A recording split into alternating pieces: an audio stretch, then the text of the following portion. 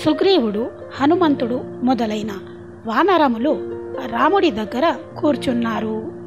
అప్పుడు హనుమంతుడు, ఇంత గొప్ప రాజ్యాన్ని సుగ్రీవుడు పొందేటట్టుగా నువ్వు అనుగ్రహించావు.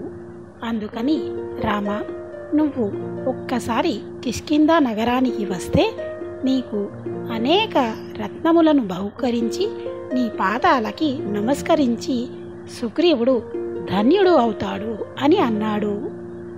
అప్పుడు రాముడు, 14 సంవత్సరాలు తండ్రికి ఇచ్చిన మాట ప్రకారం అరణ్యంలో ఉంటాను.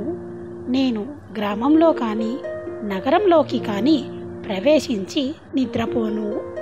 పెద్దవాడైన వాలి యొక్క కొడుకైన అంగదుడు యోధ్యుడు. మీరు అతనికి యువరాజ పట్టాభిషేకం చేయండి. సుగ్రీవుడికి రాజ్య పట్టాభిషేకం చేయండి. మీరందరూ సంతోషంతో కిష్కింధలో ఉండండి. ఈ వర్షాకాలంలో రావణుడిని వెతుకుతూ వెళ్ళడం కష్టం. సుగ్రీవ, పట్టాభిషేకం చేసుకుని 4 నెలలు యథేచ్ఛగా సుఖాలు అనుభవించు. కొండల మీద తిరిగి ఎన్నాళ్ల నుంచి కష్టపడ్డావో. 4 నెలల తర్వాత కార్తీక మాసం వచ్చినప్పుడు నన్ను జ్ఞాపకం చేసుకో. అంతవరకు నేను ఊరి బయట పర్వత గుహలో ఉంటాను అని చెప్పి సుగ్రీవుడిని పంపించాడు. కిష్కింధకి వెళ్ళాక సుగ్రీవుడికి పట్టాభిషేకం చేశారు. సుగ్రీవుడు మళ్ళీ తారని పొందాడు. అలా తార, రుమాలతో బయట వర్షాలు పడుతుండగా సుగ్రీవుడు ఆనందంగా కాలం గడపసాగాడు. ఆ తరువాత ఒకనాడు రాముడు లక్ష్మణుడితో, లక్ష్మణ, ఈ వర్షాకాలం ఎంత గొప్పదయ్యా. సుగ్రీవుడు చాలా కష్టాలు పడ్డాడు. అందుకని నేను విశ్రాంతి తీసుకోమని చెప్పాను. నాకు సుగ్రీవుడి మీద విశ్వాసం ఉంది. ఈ వర్షాకాలం వెళ్ళిపోయి కార్తీక మాసం వస్తుంది. అప్పుడు వర్షం కురవదు. అప్పుడు సుగ్రీవుడు మనకి తప్పకుండా ఉపకారం చేస్తాడు అని రాముడు అన్నాడు. అలా వర్షాకాలం పూర్తయిపోయింది. కార్తీక మాసం మొదలయ్యింది. సుగ్రీవుడు పట్టాభిషేకం చేసుకొని తన భార్య అయిన రుమతో పాటు తారను కూడా తిరిగి పొంది 2 భార్యలతో సర్వ సుఖాలు అనుభవిస్తూ రాముడి గురించిన విషయాన్ని మరచిపోయాడు. సుగ్రీవుడు రాముడికి సహాయం చేయడానికి ఎంతకీ రాకపోయేసరికి రాముడికి అనుమానం మొదలయ్యింది. లక్ష్మణుడిని సుగ్రీవుడి వద్దకు పంపించాడు. లక్ష్మణుడు సుగ్రీవుడి వద్దకు వెళ్ళాడు.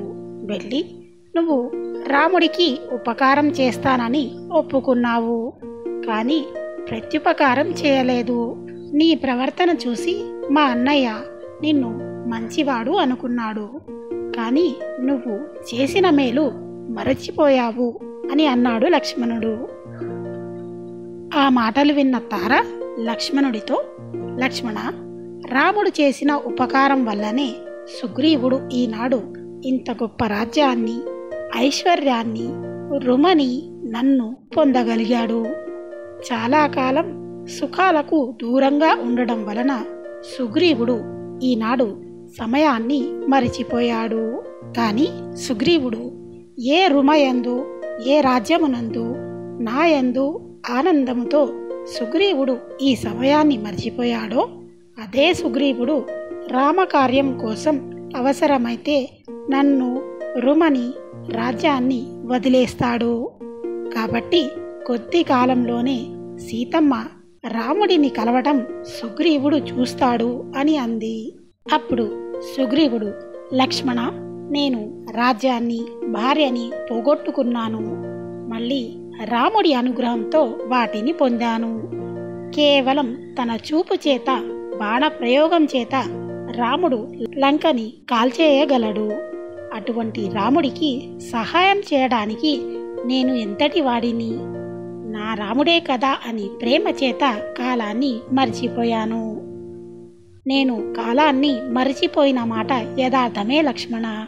ప్రపంచంలో పొరపాటు చెయ్యనివాడు అంటూ ఉండడు కదా, అందుకని నన్ను క్షమించు అన్నాడు.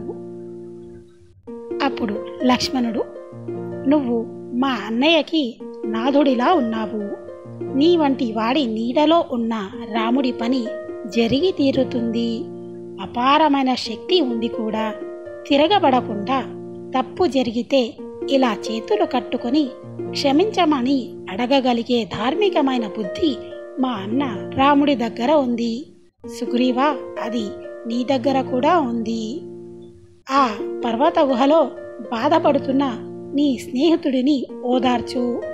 మా అన్నయ్య పడుతున్న బాధని చూడలేక కోపానికి లొంగి నిన్ను అనకూడని మాటలు ఏమైనా అని ఉంటే సుగ్రీవా నన్ను క్షమించు అన్నాడు. ఆ తరువాత సుగ్రీవుడు హనుమంతుడిని పిలిచి, ఈ భూమండలంలో ఎక్కడెక్కడ ఉన్న వానరాలు ఇక్కడికి రావాలి. కేవలం 10 రోజులలో రమ్మని చెప్పండి. మలయ, హిమాలయ, మహేంద్ర, వింధ్య మొదలైన పర్వతాల మీద ఉన్నవాళ్ళు ఇక్కడికి వచ్చేయాలి. నీటి మీద నడిచేవారు, నీళ్లల్లో ఉండేవారు, పర్వతాల మీద ఉండేవారు, చెట్ల మీద ఉండేవారు మొదలైన వానరములన్నిటికీ కబురు చేయండి అని చెప్పాడు. సుగ్రీవుడి ఆజ్ఞ ప్రకారం మంత్రులు మొదలైన వారు వానరాలని తీసుకురావడానికి వెళ్ళారు. అలా వెళ్ళిన వారు అన్ని ప్రాంతాలలోని వానరాలని కూడగట్టుకుని కిష్కింధకి పయనమయ్యారు. తరువాత సుగ్రీవుడు తనతో పాటు లక్ష్మణుడిని ఎక్కించుకొని పర్వత గుహకు చేరుకున్నాడు.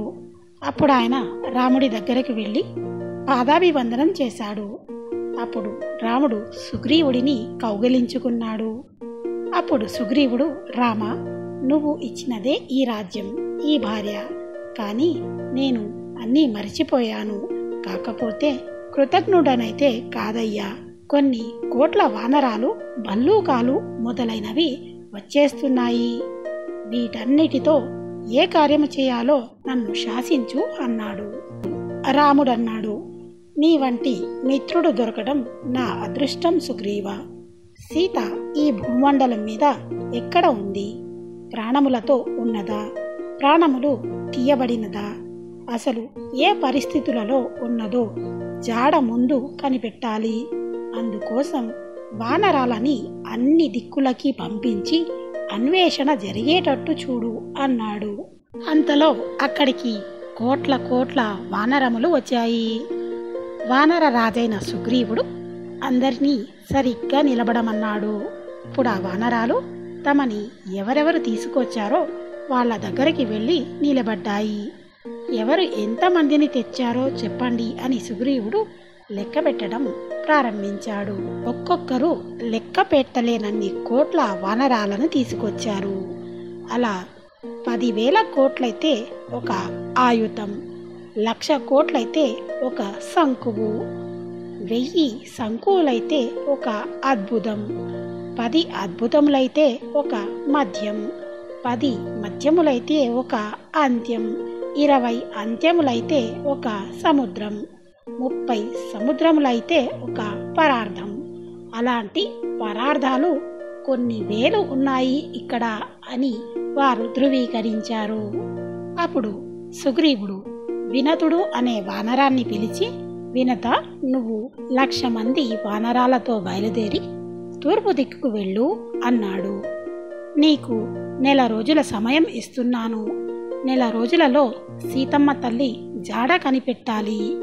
తరువాత సుగ్రీవుడు, నీలుడు, హనుమంతుడు, జాంబవంతుడు మొదలైన వానరాలందరినీ పిలిచి నాయకుడిగా యువరాజైన అంగదుడితో బయలుదేరి దక్షిణ దిక్కుకు వెళ్ళండి అని సూచించాడు. వారితో పాటు కొన్ని లక్షల వానరాలని పంపించాడు. తరువాత సుగ్రీవుడు సుషేనుడిని కొన్ని లక్షల మంది వానర సైన్యాలని పడమర దిక్కుకి పంపించాడు. తరువాత ఆయన శతబలి అనే వానరుడిని పిలిచి, శతబలి, నువ్వు 1,00,000 వానరములతో కలిసి ఉత్తర దిక్కుకి వెళ్ళు అని చెప్పాడు. అలా వానరములన్నీ సీతమ్మ జాడ వెతుకుతూ తలా ఒక దిక్కుకి బయలుదేరి వెళ్ళాయి. మరి ఆ తర్వాత జరిగిన కథని మనం తర్వాత ఎపిసోడ్లో చెప్పుకుందాం. అంతవరకు సెలవు. మరి వీడియో నచ్చితే లైక్ చేయండి. దాని ద్వారా చాలామందికి వీడియో చేరుతుంది. మరిన్ని వీడియోస్ కోసం మా ఛానల్ని తప్పకుండా సబ్స్క్రైబ్ చేసుకోండి. అందరికీ నమస్కారం. జై శ్రీరామ్.